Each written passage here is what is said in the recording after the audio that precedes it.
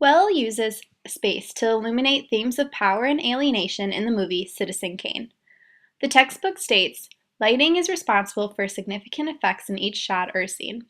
It enhances the texture, depth, emotions, and mood of a shot. It helps to extend the illusion of depth in Orson Welles' Citizen Kane.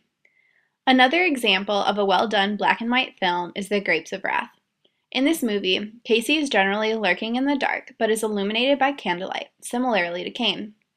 However, in The Grapes of Wrath, lighting is used to show Casey's mysteriousness, while in Citizen Kane, lighting is used to show his dominance and alienation from the outside world.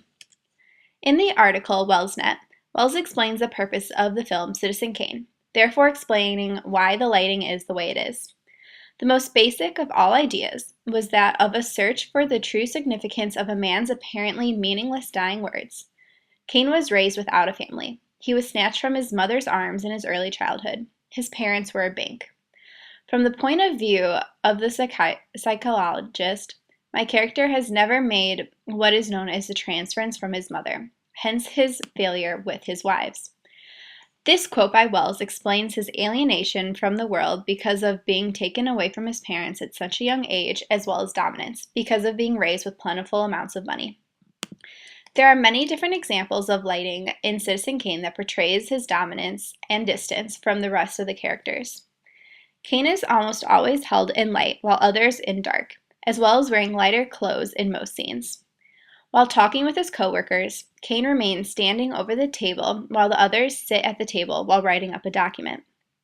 Another example of dominance is while Kane is looking down at his wife in the opera. This shows dominance over the whole audience. The use of low camera angles also help portray this dominance and power that follows Kane. Lastly, Kane walks into a lit-up bar after the newspaper runs, showing his success in the industry. Briefly, I want to talk about the famous breakfast scene montage that shows the breakdown of Kane's marriage to Emily. In the first scene, Kane comes walking in exclaiming how he adores her, how beautiful she is, and gives her a kiss on the cheek. They are both dressed up and smiling like newlyweds. But it all goes downhill from here.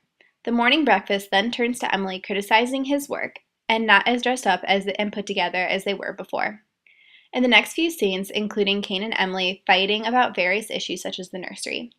At the start, they both sat next to each other at the kitchen table, and in the last breakfast scene, they remain silent, sitting at opposite ends of the table, which shows their distance. Citizen Kane is a brilliantly written and directed film about a man's lost childhood innocence and his dysfunctional adult life and marriage. As stated in the movie, Kane was a man who had it all.